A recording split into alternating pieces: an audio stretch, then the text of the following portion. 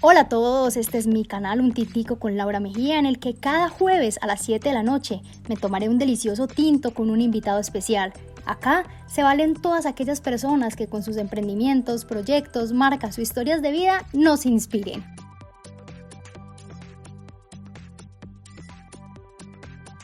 Bienvenidos a un nuevo capítulo de Un Tintico con Laura Mejía. La semana pasada no tuvimos capítulo, valga la redundancia, porque estábamos haciendo unos ajustes técnicos. Hoy cambié mi taza del Capitán América por esta de Activities for Kids, mi emprendimiento, y hoy me voy a tomar en esta un tintico delicioso con Juan Sebastián Monsalve. Ya muchos han escuchado de él en mis redes sociales, por acá apareció cha, cha, cha, cha, porque es con quien conduzco el podcast de Macam Lab Polyphonic. Así que hoy va a haber muchas risas seguramente y muchos cuentos, porque este sí es el más experto en tramarlo a uno.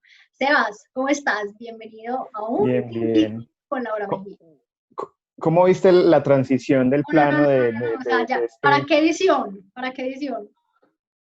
No, no, lo pensé. Ahí el editor puede poner, ojalá que ponga flashes y luces robóticas y humo, para que sea así, y para que sea chévere. Sí, sí, sí, Además, lo voy porque a las pensar. plantas son lindas, entonces, pa' que trin. Y Bien, Laura, le muy has ahí bien. metido la fuerza a las plantas. Yo te he visto muy, o sea, te he visto dedicado a esta cuarentena, a la cocina, a Pues las plantas, al lavado de los platos, de la ropa, todo. sí, pues igual. Tengo un orégano que el orégano no es secreto, eso crece solo. O sea, el orégano eso es más juicioso que un hijo de madre. Usted le puede arrancar una hojita y dejarla en tierra y él mismo va, eso ni toca plantarlo para que él saque raíz. Esa es la ventaja del orégano. Y en estos días descubrí que tenía un pimentón que pensé que era un baobab porque había sembrado en esa mata una semilla que me habían dado de baobab, pero resultó siendo un pimentón que ya dio la primera cosecha. O sea, Sí, ya me comí mi me primer consta que el pimentón pimentón. vive. Y por ahí me dijeron que tengo muchos aguacates, que tengo cúrcuma, que tengo No, tomate, pero pues monté un mercado yo, saludable ya en su casa. pues no, porque solo me abastezco a mí mismo. O sea, orégano como todo el que quiero. Cuando quiero, por ahí mi mamá me recomendó, no, tómeselo en aromática. Y es rara, o sea, la primera vez que uno toma infusión de orégano es No me la raro. imagino, no me la El imagino. sabor o sea, cuesta, pero ya después es chévere. Yo ya en la tardecita ya no tomo tinto, sino que tomo Pero a eso, ver, una pues yo veo infusión. el tinto que se está tomando. Eso sí. Tinto oscuro, cargadito, sin azúcar. Eso es así. Bueno, Que me regalaron. sin más Ah, preámbulos, ¿cómo así? No habíamos empezado ya. Esto no hace estábamos en el parte. proceso, pero pues no me habías dejado hablar, ¿cierto? Entonces, Ah, sin bueno, más perdón. preámbulos, presentate, contémosle a la gente que nos está viendo o que nos va a ver en estos tinticos tan deliciosos que nos estamos tomando cada semana. ¿Quién sos vos? Aparte de echar cuento y tramar a la gente. Bueno, yo soy Juan Sebastián Monsalve Betancourt, licenciado en lenguas extranjeras de la Universidad de Antioquia. Abandoné la tecnología en producción del Politécnico y actualmente estoy estudiando estudios literarios en UPB. Aparte de eso, tengo estudios en cursos varios ¿Ah, de sí? cosas, porque me entré a hacer cursos de masajes, he hecho cursos de computadores, de yo no sé qué, de emprendimiento, de gestión cultural. Entre esos cursos llegué a la cuentería y en esa línea he hecho cursos de improvisación, de cuentería, de clown. Eh, ¿Qué más he hecho? Hago improvisación un poco, Un improvisación poco. narrativa. Desde siempre he hecho improvisación, pero pues desde chiquito. O sea, yo me acuerdo en el colegio que las exposiciones eran improvisadas. Yo ni siquiera estudiaba el tema y llegaba a improvisar. Y Tanto ganabas o era perdías. a mí me iba bien. Ajá. Yo era perezoso, es decir, yo siempre he sido medianamente inteligente y soluciono con discurso, con que hablo, con que Con parezco carreta, inteligente, con carreta. pero no, porque yo sé, o sea, yo entiendo, pero no me gusta hacer tareas. Pues, por ejemplo, desde que recuerdo bachillerato, siempre tuve los cuadernos atrasados, nunca estuve el día, eso era un problema porque yo siempre tenía que pedir los cuadernos prestados a los compañeritos para desatrasarme, y eso era, final de periodo fijo, eran por ahí, en cada cuaderno eran 20, 30 hojas para desatrasarme. Uy, no, Sebastián, qué pereza. Pero yo no es culpa mía, es el problema de la educación obsoleta que tenían No. esos manes, esos profesores y esas profesoras. Yo entendía, yo ganaba los exámenes, Pero pero me revisa, había atrasaba. nota por cuadernos, sí, en mi colegio también. Siempre al final Eso de me cada parecía, periodo recogían los cuadernos a ver si uno sí había tomado nota, había hecho las tareas, etcétera, etcétera. Y era una calificación alta, el porcentaje del sí. cuaderno era significativo. Y prueba de que me fue bien es que yo creo que terminé siendo el mejor ICFES del colegio, ganándole como por 2 décimas a la siguiente, que era una pelada muy juiciosa, ella sí estudiaba mucho, hacía todas las tareas, ¿Quién lo y ve? yo que era más vago, pero fueron 2 décimas, o sea, fue una pregunta que seguro hice al pinochazo, Sí. Como no esa sé, fue la la sé. diferencia. Sí. No, yo utilizaba el borrador. Yo le ponía lados, les ponía un lado y empezaba a hacer eliminatorias, como una moneda. Y así sacaba Uy, o no, yo sea, me ponía cara acuerdo, y sello en el borrador. en mi colegio teníamos unos exámenes que se llamaban los exámenes de acreditación, eran miedosísimos, era básicamente lo que uno había visto en cada materia desde chiquito hasta el año en el que iba. Nos los Ok. hacían, era básicamente un ICFES, nos los hacían 2 veces al año y eso era un porcentaje gigante, o sea, básicamente uno podía ir ganando la materia y tirársela con este examen de acreditación. Y eran siempre Pero, selección múltiple. ¿Qué? pero eso que era acumulativo, es decir, lo que habían visto desde chiquitos, Sí. pero eran preguntas diferentes. No es como que, ay, ya me sé estas, ya las No, puedo. No. obviamente no, no es, no, pues Ah, tampoco, Sebastián, la inteligencia del colegio y de los profesores es avanzada. Entonces, me acuerdo que eran como 3 tipos de exámenes, obviamente para que no nos copiáramos en el salón, ¿cierto? Pero nosotros ya teníamos clase, entonces ya decíamos como, uy, ¿a quién le tocó el que empieza por esta pregunta? Y uno ya sabía, y empezábamos con técnicas. Una tos, o sea, es porque es la A. Teníamos señales así, terminábamos haciendo esos exámenes entre todos, literalmente, y era muy chistoso, pero muy chistoso. Pero bueno, yo la Sebas, verdad, ¿qué? yo Contanos. no tengo problemas con cuando di clase, no tenía problema que la gente pasteleara. A mí me parece que si un examen está hecho para que se pastelee, se puede pastelear. Yo Es decir, si tengo usted, que confesar, tuve mi época fastidiosa en que no dejaba ver. uy, no, Sí, sí, esa sí. gente no, yo sí, No, yo le ayudaba a la gente en inglés. Pues ponían las preguntas. sí, Yo hacía el primer examen y lo pasaba. O sea, el sí. primer examen yo lo copiaba para el pueblo y ya después hacía el mío, pues tratando como de hacerlo un poquito diferente, pues mejorando ciertas cositas, porque en el otro sí dejaba, porque, porque tampoco, o sea, yo tenía compañeros que no eran vivos para pastelear, copiaban igualito. Yo decía, no, Sí, es sí, que si sí, eso después es me una hacen falta de caer. talento, pues que ya es pereza mental. Entonces yo hacía medios errores para que fuera como que tan se viera que había allí, pues que había esfuerzo, y ya, hacía el mío, entregaba y me iba para afuera y ya. No, yo es que siempre no he podido, la mediocridad y yo no somos muy amigos, entonces me daba ira mala que la gente llegara a un examen sin saberse las respuestas. O sea, yo sé que había preguntas corchadoras y no era que yo sacara 100 en todo, claramente no, sobre todo pues si ni hablemos de números que ustedes ya saben mi debilidad en esas áreas, pero por ser tan sismática y como tan perfeccionista con ese tema de la mediocridad, yo tapaba la hoja, lo siento, o sea, no te voy a dejar ver mi examen, o no, o me hacía la boba, pues yo sentía que me pegaban patadas en la silla o algo así el día atrás para que yo levantara el examen y yo, no, esto no es conmigo, acá no ha pasado nada, eh, porque siempre he sido ñoñita, siempre fui ñoñita tanto en el colegio como en la universidad. No, yo sí, en la universidad incluso, en los exámenes, me acuerdo de francés, que había que conjugar esos verbos, conjugar los verbos en Uy, no, francés el es muy pasé con complicado posé, eso. opíneme, No, ese no, es el fácil, no, ese es fácil. Después los que son los verbos de tercer grupo, que son irregulares, que yo no sé si no queda como que El es paseo con puro, José fue una pesadilla para mí. Pero no, pero ese pesadilla. era el fácil, ese era el fácil. Después los de regular, yo no sé. Entonces, yo sí me hacía, oiga, colaborábamos. Y yo creo que es parte, el problema, uno de los problemas que tiene la educación es esa forma de ver los exámenes.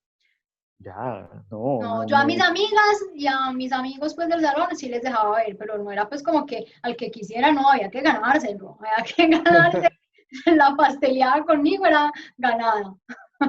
Nada, yo sí no tenía, porque yo también reconocía, es decir, yo me veía embalado a veces con los cuadernos, que había gente, por ejemplo, que era mucho más juiciosa que yo y copiaba todo, pero les costaba entender. Entonces era Sí. como que, bueno, este man me puede prestar después los cuadernos, pues ayudémosle en el examen, sí, ya entendí, hágale.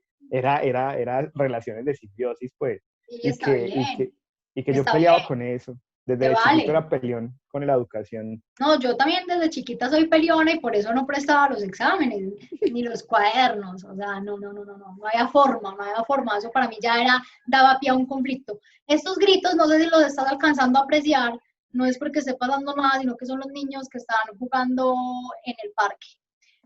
A mí me pareció Esta, bonito. esta es la hora en la que salen, sueltan a los niños del edificio a que salgan al parque a disfrutar de su hora permitida en la pandemia. Entonces, Me parece chévere. En estos días he escuchado, porque uno les escucha las conversaciones y todavía hay paradas que se hacen de la época de uno. sí, O claro. sea, jueguitos y cosas que uno es como, yo jugaba eso cuando era chiquito. Entonces es divertido, me Sebas, gusta. entonces digamos que tu amor por la improvisación y por contar historias viene desde tu corta edad. Yo creo que sí, o sea, yo creo que surge una habilidad. Es decir, yo evidentemente puedo marcar un punto en el que dije, ve, voy a hacer un taller de cuentería Sí, y me voy a dedicar a este tipo de cosas, pero pues desde chiquito, pues, y que en la casa siempre se ha contado cuentos y que contar historias siempre es una cosa muy natural para todo el sí, mundo. Yo creo que la diferencia es cuando uno decide que eso sea escénico o escrito o en otro formato más allá del natural. Pero yo creo que eso siempre ha estado. Pero si yo sí puedo rastrear ese momento, hay como tres momentos que yo puedo marcar en los que dije, ve, a mí esto me parece interesante. Está el primero, bueno, el primero fue una casualidad y es que teníamos clase y estábamos hablando con Camilo Sánchez, que en este momento también es cuentero, también se dedica a la gestión cultural y todo eso. Eh, Íbamos por una clase que no me acuerdo cuál era y yo le dije, hey, vamos a Cuenteros, que había una función, creo que era el festival a que te cuento, y él me preguntó, ¿y qué es eso de Cuenteros? Y yo le dije, yo no sé, pero qué pereza ir a clase. Y nos fuimos para los Cuenteros, que está muy mal hecho porque uno debe ir a clase. Bueno, en fin, hagamos ahí la cuña. Pero, entonces fuimos a, no, mentira, la universidad sirve para muchas cosas, entre ellas incluso ir a clase. Y incluso yendo a clase uno puede hasta aprender. Pero en todo caso, fuimos y pasado un tiempo, Camilo se presentó al Festival de Cuentería de la Palabra, el Entre Cuentos y Flores, y por esos días, después de que había pasado el festival, me dijo, ve, Viva Palabra hace un taller de cuentería, nos metemos. Ahora fue él el que me llevó. Entonces hicimos porque yo te un vi en arreglo. la palabra. Tú me viste que en Cuenteros en Apuros fue. No sé, hace un año, más o menos les cuento a todos, hace más o menos un año y medio, mi ex me dice, no, a mí me gustan mucho los cuenteros, no sé qué, y yo los cuenteros. Bueno, no, acá, ¿no? Pues a mí me gusta mucho el teatro y el arte y todo eso, y le dije, bueno, no vamos, llegamos a Vía Palabra, no me acuerdo cuál era Sebas, eran varios participando, les daban como diferentes objetos o temáticas para ustedes, pues Sí, como improvisar y armar su cuento, pero fue muy chévere, demasiado. sí, ese, por ejemplo, ese es Cuenteros en Apuros, que es de improvisación. Entonces, bueno, hay un asunto. La cuentería parte de algo y es la necesidad de contar una historia, pero pues en general los cuenteros lo que hacemos es o contar nuestras historias creadas por nosotros, anécdotas o vainas, o traer historias de la literatura, adaptaciones de películas, poesías, uno puede armar lo que sea. Ese es el general lo que uno hace. En Ujú. Colombia y particularmente en Medellín, bueno, surgen más en Cali, ese primer intento de la improvisación en cuentería. Y aquí en Medellín hay muy fuerte ese asunto de la improvisación como otra técnica de la cuentería. Entonces es partiendo de una premisa corta, que puede ser un objeto, puede ser una frase, puede ser una situación. Está también la premisa clásica que se usa para improvisar, que es pilo, que es personaje, intención, lugar, objeto, que me da todos los elementos con los que yo puedo de entrada hacer una historia, es decir, yo ya ubiqué todo eso, con eso, a partir de eso se improvisa. Eso sucedía y hace ya, yo no me acuerdo cuánto tiempo, pero harto, Viva Palabra se le ocurrió inventar el torneo de improvisación mensual, que se llama Cuenteros en Apuros, Sí, que creo que fue ese el que vimos. se vuelve eso es un complique, o sea, eso es sufrir. Es decir, hay gente que le gusta tirarse de parapente, hay gente que le gusta, yo no sé, el bungee jumping, pegarse de los carros, yo no sé, y hay otros que hacen improvisación.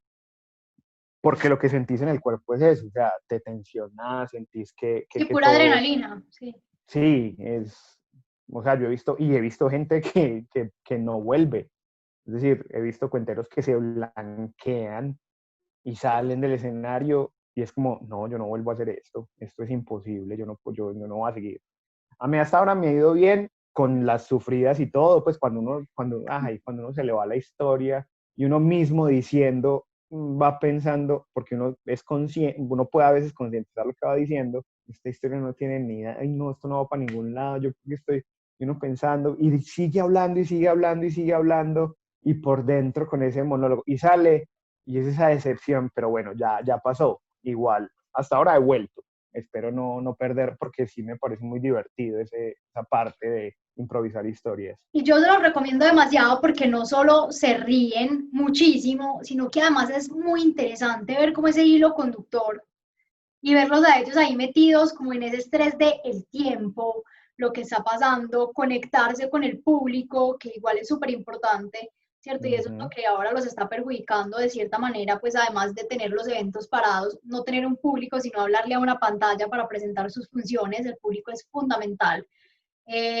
a la hora, pues como de presentarse un artista, pero me pareció interesantísimo, aparte de decirles pues que me reí infinito, y después de eso te vi también, Sebas, con Pamela Ospina, ya así en otro teatro, acompañado pues de otros comediantes de acá de Medellín y de Bogotá. Sí, Entonces, sí ha sido muy chévere. me viste ya haciendo comedia. Yo, generalmente en cuentería, mi parte era un poquito más dramática o de humor más bien negro. Y Sí. hace que 2 años más o menos es que empecé con la idea de hacer comedia y ese formato particular que es el stand-up comedy, que permite otras cosas. Es decir, yo no sé si todavía, pero antes había una pelea entre comediantes y cuenteros, que eso, yo no sé qué, y entonces, como siempre, cuando hay ese tipo de situaciones artísticas que, pues, no, nosotros somos los mejores, no, lo que ustedes hacen es peor, que yo no sé qué, que es normal que suceda, pero yo venía con la línea de hacer cuentería. Lo mismo, un día dije, hay un taller que da un amigo, Juan David Pascuales, vamos a ver, eso puede servir para cualquier cosa, por lo menos para estructurar pensamiento, y hacer el taller y después hacer la primera presentación de stand-up comedy en ese formato fue volver a empezar. Es decir, yo ya en cuentería, yo ya sé qué puedo esperar, ya sé cómo es mi personalidad, ya sé cómo responde el público, qué es lo que tengo que lograr, cómo logro yo lo que quiero lograr o sea, cuáles son mis técnicas, cuáles son mis formas. Pero entonces después entrar en el stand-up era volver a empezar, era volver a, como que se me hubiera olvidado enfrentar al público. Entonces, igual es muy interesante por eso, porque se vuelve es una nueva experiencia, es como, sí, es volver a empezar de cero. Bueno, de cero con ventaja, pues, porque ya uno Sí, maneja la sí, sí, con escena. impulsito. Tampoco te hagas pues ahí el que es de cero de cero. Además, quiero contarles que Sebastián tiene un talento que no lo tiene nadie. Y es que tiene la capacidad de ser lengüisopa cuando quiere. O sea, no, mi socio y yo estamos tratando de identificar cuál es la razón por la cual lo hace, porque como ustedes están viendo, hasta ahora no ha sido en lo absoluto lengua y sopa.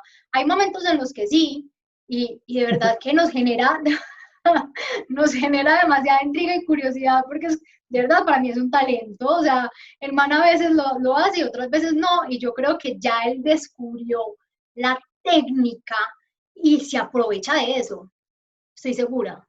Mm, No, no sé. Es decir, yo fui lenguisopa desde mi tierna infancia, desde que empecé a hablar, yo recuerdo que me jodían por esa S, el sí, sí, y la familia me molestaba, y en el colegio me molestaron, y me molestaron como hasta 11, pero llegó un momento en que, o sea, yo nunca hice trabajo de Sí. fonoaudiología ni nada de eso, que hubiera sido importante. Nunca fui, y yo no, yo por eso digo, yo todavía soy lenguisopa porque yo no lo trabajé y yo no soy consciente del mecanismo que tengo que hacer para no evitarlo, pues para Él evitar sí es el consciente porque, asunto. o sea, él sí es, tiene que ser consciente.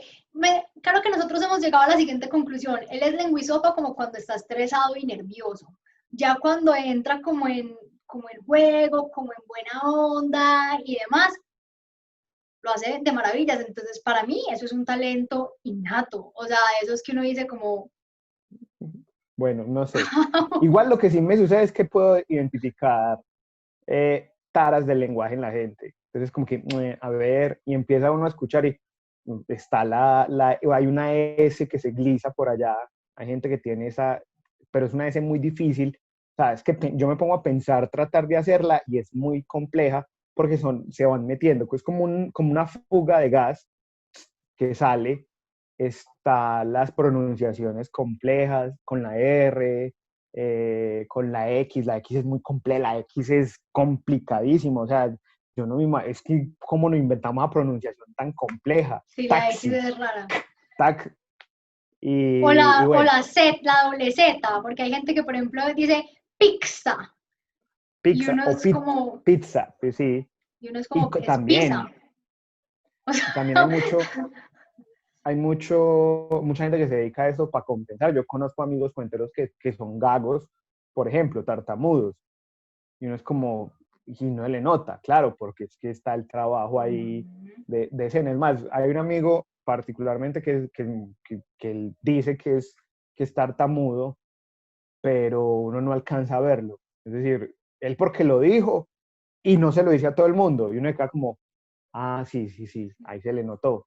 Pero de resto uno queda como, no, usted fluye. Pero yo creo que ese asunto de que uno aprende también a mimetizarse en el entorno como para fluir.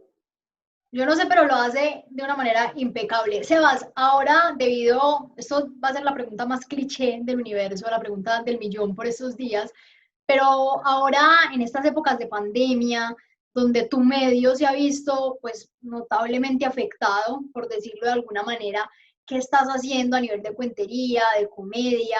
¿Cómo estás haciendo para mostrar ese gran talento que tienes?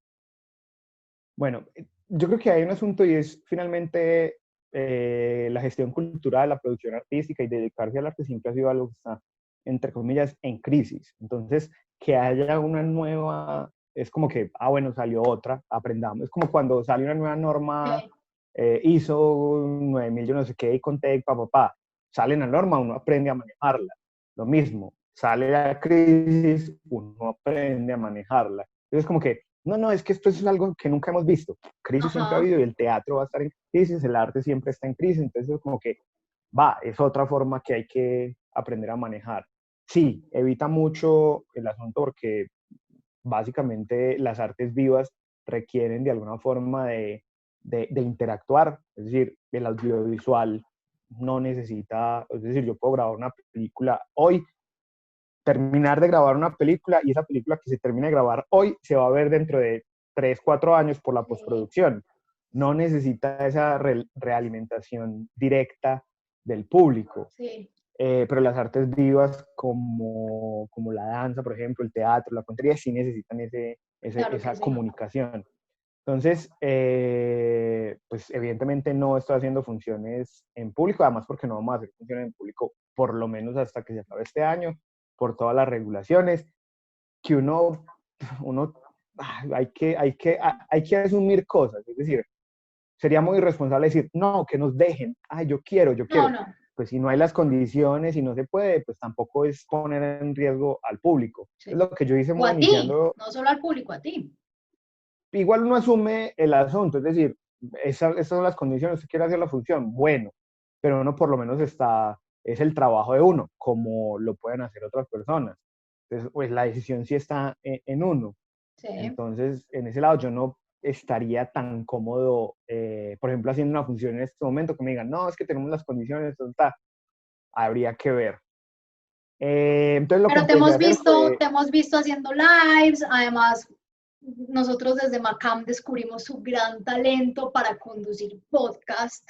Ya lo saben que sí, en Polyphonic lo pueden ver al lado mío, ya mejor dicho, me está banqueando duro, duro, duro.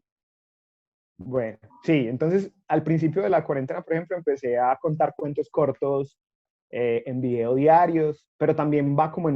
en una espiral, en una montaña rusa. Es decir, yo empecé muy animado, pues llegó un momento que dije, ya, yo no quiero hacer y dejé de hacer ese tipo de cosas.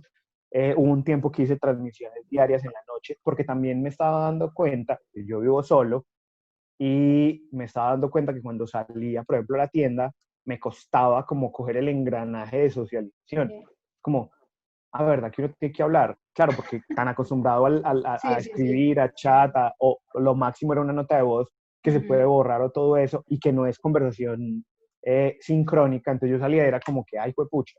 Empecé a hacer transmisiones, a ver, a experimentar.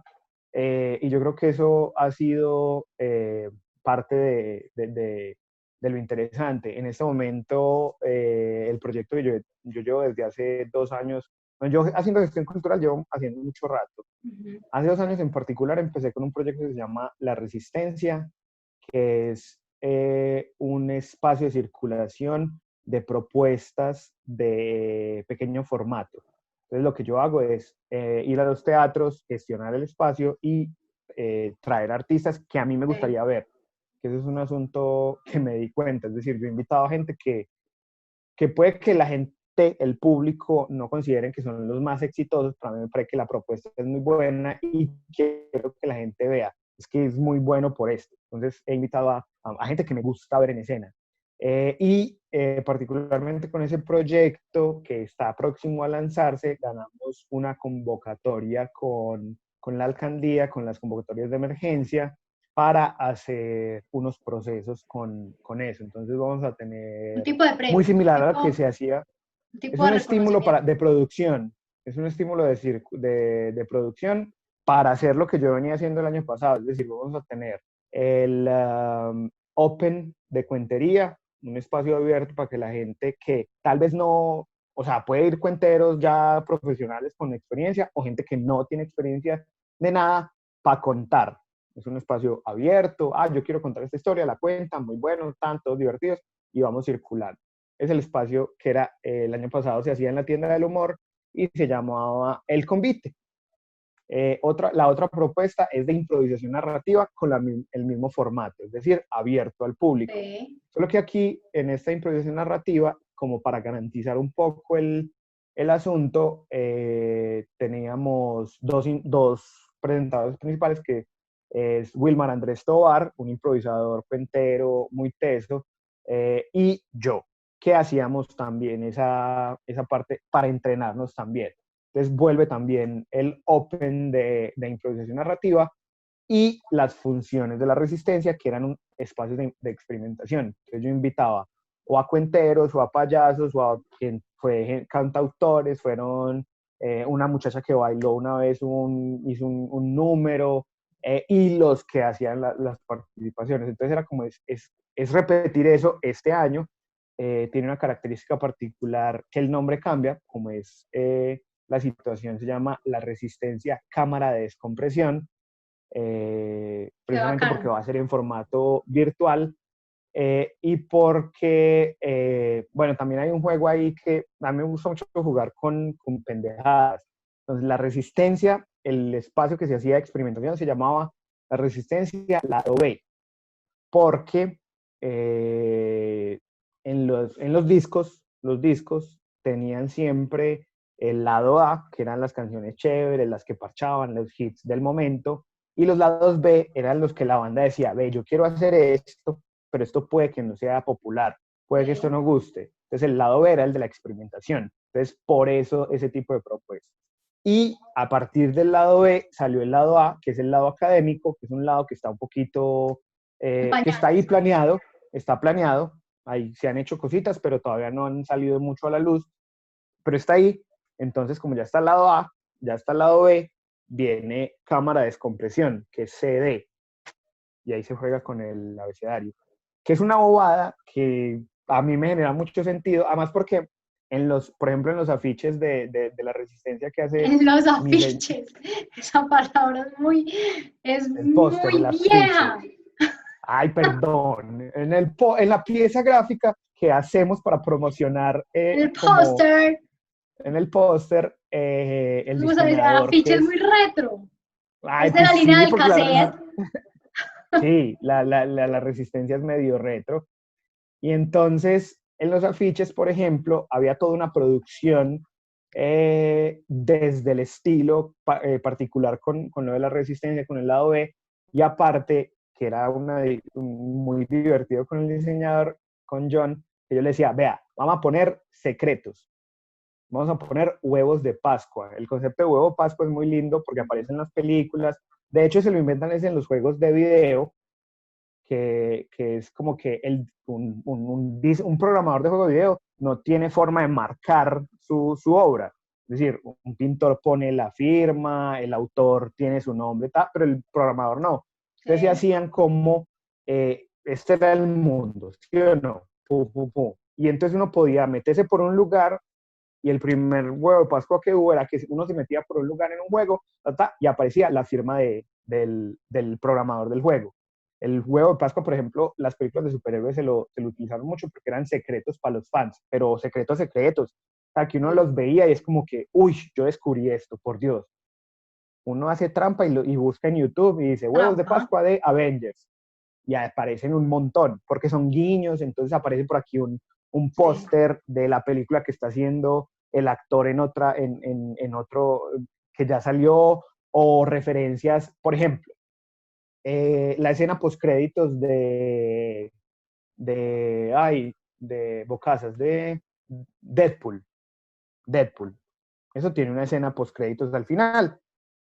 Deadpool es conocido por romper la cuarta pared, es decir, el espacio que está en teatro, que supuestamente cierra el universo, él habla a la cámara.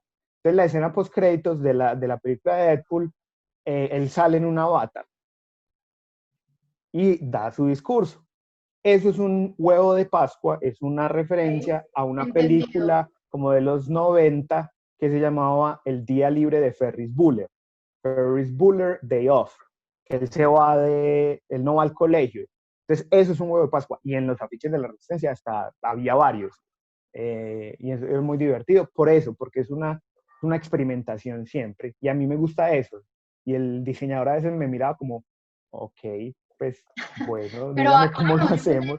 creo que el concepto de huevo de Pascua hay que estudiarlo para entenderlo de esa misma manera que él lo cuenta, que parece súper fácil, ¿cierto? Pero tiene ahí su trabita y su cosa. Sebas, si la gente quiere ver tu trabajo o lo que se viene y demás, ¿cómo te encuentras? Bueno, yo creo que hoy más que seguirme a mí, yo creo que es seguir a la Resistencia Medellín. En Instagram aparece como la Resistencia Medellín y arroba la RMDE, que es como el proyecto que va a empezar en Igual esta acá se los vamos a cuarta, dejar para que puedan perfecto, tenerlo. en esa cuarta versión de la cuarentena. Viene esta propuesta de la Cámara de Descompresión. Vamos a tener diferentes invitados. Tenemos los que han participado siempre con nosotros en la Resistencia, que son diferentes amigos a los que les digo, a mí me gustaría que vos hicieras tal cosa, y son participaciones como sketches o secciones, me quedé ahí trabado en esa palabra, Pasa. eh, que ellos son medio humorísticas, medio de reflexión ahí rara, y son para eso, para divertirnos. Entonces buscan La Resistencia Medellín, que es ese proyecto. Ya pueden seguirme a mí, pero pues yo soy Sí, sí, desconfiado. porque tus proyectos individuales también son interesantes. ¿Cómo Lo te que pasa pueden es que cuando a encontrar? mí me empiezan a seguir, me sucede algo, y es que empiezo a jugar, a ver, este es perfil falso, este me va a decir que quiero ser mi propio jefe, porque me está siguiendo. Si es una muchacha muy bonita, desconfío inmediatamente, es como, nah, está muy bonita para seguirme a mí, entonces no la acepto, porque Exacto. uno tiene paranoias, eso, la Tú vida no tienes es sus miedos, fácil. sus inseguridades, sí. Sí, no, y la vida no es fácil para uno paranoico, y esa cosa que lo empiecen a seguir a uno, eso es como, ay no, pero Delirio entonces, de persecución, pues. sí, sí. Yo por eso, yo quisiera ser famoso y todo eso, pero después digo, ahí, entonces uno todo famoso y no puede salir. Imagínese uno bien famoso por allá que Qué lo conozcan en todas pereza, partes ¿cierto? No. y uno no pueda estornudar en la calle porque ya ay, estornuda. Y puse un ejemplo pendejo porque puede sacarse un moco o se Literal. le trague uno el boxer en plena calle Imagínate vos ahí todo y uno encartado cómo hace, y estragándote esa uno, vaina y puros y uno paparazzis ahí atrás. si uno es anónimo, pues se lo quita y esa gente no la vuelve a ver en la vida. Pero si uno es famoso, muy famoso, empieza la gente a decir como, entonces es como que ese miedo a que lo sigan a uno. Pero lo pueden seguir como sarcastícaro-js en Instagram. Ahí Ya me lo estoy. aprendí después de tanto darle. Pero bueno, Sebas, mil gracias por haber compartido conmigo este tintico, por hacernos reír, por darnos una lección de realmente la importancia que tiene el arte y la cultura en todos los aspectos, y no solo a nivel personal, sino a nivel de ciudad. Muchísimas gracias, te mando un abrazo gigante a la distancia. Ahí, de una. Yo había Pantalla a ensayado pantalla. unas preguntas. Yo había visto, pero creo que son del live, porque yo había ensayado, porque usted es muy mala, usted empieza a hacer preguntas a quemarropa, y yo ya las había ensayado. ¿Cuál es? Y Si pudieras viajar en el tiempo, ¿a dónde te irías? ¿Al pasado, al presente o al futuro?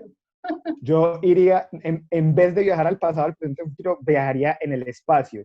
Entonces Ah, viajaría al pero yo no di espacio. esas opciones, o sea, perdiste. Pero ya. Pero si vamos a ver la relatividad, tiempo y espacio son una misma concepción desde la visión epistemológica de los griegos, en fin.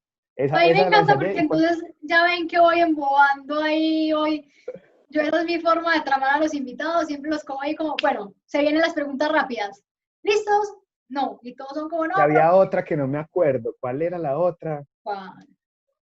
¿Cómo te Usted, describirían en 3 palabras? sí, también la practiqué. A ver, dígalas, antes de cerrar. La primera yo creo que sería raro. Yo creo Que que la es que las gente, lo practiqué. primero que dice, sí, no, yo pensé, la primera sería raro, la segunda es terco, porque fue pucha, cuando para discutir, para pelear todo, soy muy terco. Así yo sepa que el otro tiene razón, peleo por el placer de pelear en la terquedad. Y la tercera era petulantemente apapachable, Ok, interesante esa porque descripción. pues varias veces me han dicho que yo soy apapachable, pues yo como que me quedo como, bueno, gracias. Y mucha gente me ha dicho que yo de entrada parezco petulante. Y un poquito, pues de entrada sí, yo soy Little bit. petulante. Sí, o sea, yo sí tengo que reconocerlo, me parezco que me creo más. Lo que pasa es que yo tengo un problema, es que mi autoestima tiene, ¿cómo es? Mi ego tiene baja autoestima. Entonces soy Okay. muy egocéntrico, pero con baja autoestima, pero mi ego tiene baja autoestima. Conozco Entonces ese juego ahí, varias personas con ese mismo asunto. Yo no sé, ¿a ustedes les parece que se base apapachable? Ahí les dejo la inquietud y nos vemos en un próximo capítulo de Un Tintico con Laura Mejía. Chao, chao. chau.